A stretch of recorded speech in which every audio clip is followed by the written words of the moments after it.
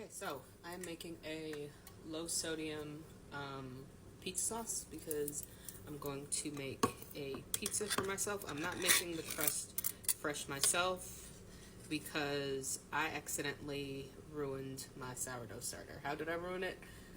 I forgot about it and it went moldy. So I am using no salt added tomato sauce and a bunch of seasonings.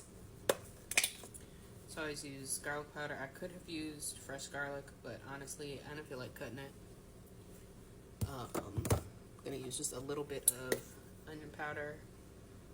Let me turn my burner on. I'm turning it on medium. Use a little bit of Dash. When did they rebrand and take the misses off? Like, when did it just become Dash? A little bit of... I like using white and black pepper because they have a different flavor profile. I don't know why, but my mom always did, so I do. And then basil, oregano, because I don't have any Italian seasoning, and that is what is Italian seasoning: basil, oregano, paprika. And then I will use a little bit of sugar because sugar helps to cut the acidity in the tomatoes and also like in the can, I think. I don't fucking know. I think that's the science. Don't quote me on it. But literally just a tiny bit. Like, some people really be putting a whole spoonful, but you really don't need that much sugar. Like, this isn't even a whole spoon. You see, a teeny tiny bit of sugar, and I'm going to sprinkle all of this. Like, see, and then I'm putting it back in here. And then stir this joint up, and then I'll let it simmer a bit, and then I will probably do a crack, because this was the no salt added as opposed to the low sodium, because sometimes I will use the low sodium instead. So because I use the no salt added, I will do a crack.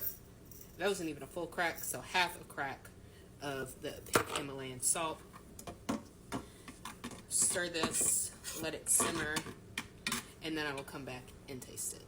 And so the pizza that I'm making, it is going to be, that's the thing with having IH, your brain doesn't work, and I am in a flare because of, I went for a walk a little longer than yesterday, and then I was outside, so I ran errands today also, so I'm in a bit of a flare, so my brain's not really working. The pizza, caramelized onion, sausage, and vegan cheese. And I forget what the macros is. I actually had them written down, so I will find them again, and maybe I'll put them in the caption. So for the crust, I'm using one of these cauliflower pizza, you know what the fuck it is, the Simple Truth mozzarella style shreds. I'm gonna use the rest of this bag because I used it to make birria tacos all week. So it's probably about 2 servings left in this bag, if that. These were leftover caramelized onions from when I made this same pizza a couple weeks ago, so I froze these, and I didn't use any salt in this, so there's no sodium in this. And it's really, I'm getting all of my sodium in this sausage, and I'm only going to use half of this sausage. So, and this is half of the sausage that was used the last time I made this. So this is half of a whole container of sweet Italian sausage from Kroger. So all in all, I'm getting all of my sodium from the sausage and the cheese and the crust. So keeping all of this relatively low sodium that way. Okay, I lied. I actually didn't use all that cheese because it was a bit much. Didn't use all the onions either. I thought I was going to use all the onions, but there's a huge base of onions underneath this pizza. So probably go back to the store and get another bag of cheese so I can make another pizza, because there's a bunch of pizza sauce. Normally when I make this pizza sauce, I'll make 2 pizzas and then I'll freeze the rest of the sauce. So pizza before it goes in, and then as you can see, there's still a lot of sauce. Okay, so here's the finished product. I always put the cheese on the bottom because vegan cheese does not melt right. And so I put it on the bottom. That way you have the toppings on top to get it to melt. I'll probably put some, crushed red pepper and maybe a drizzle of hot honey on top. So today it feels like I have eaten things in a very random order. So I had started with a beet salad. Then I'm gonna have this and probably another piece of chicken.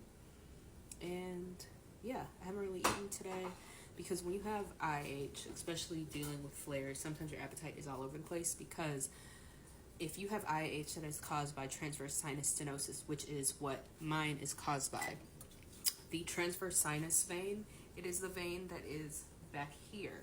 This vein pushes on what, I don't know exactly what it is, but it's like where nausea is. So I am nauseous throughout the day.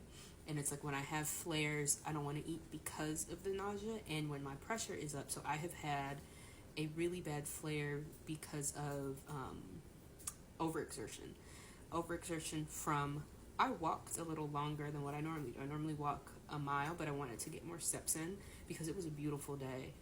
It was very cool in the morning a couple days ago. So I wanted to walk outside and I wanted to walk a little longer. And that laid me out. I slept for 2 hours, and then I had a social thing to go to with the folks in my PhD program, and I really wanted to socialize with everyone. And it wasn't super loud. Like there wasn't music. It was just everyone around socializing, and I really wanted to see my friends and to catch up. But I'm paying for it. So my ears hurt and all of that, and then I had to run errands today. Well, I didn't have to run them today, but I wanted to run them today because I like getting shit done early in the morning. So I'm in a flare and my ears hurt, all this other stuff. So struggling to eat. So when I struggle to eat in this way, I eat a lot of smaller meals to help keep the nausea down. So that is why I'll eat at smaller meals in frequent intervals as opposed to larger meals more throughout the day because it's easier to manage. That's just something that helps me. I will probably also have some tea later on because since I was dealing with a flare, I did end up taking an extra tab of topiramate yesterday because I knew I was going to be flaring. I'll probably take an extra tab with this today. But then I'm also going to be brewing a cup of hibiscus tea, and that's why I had the beets earlier because beets do help with the fluid, but I'll also be brewing a cup of hibiscus and dandelion tea later on tonight to help.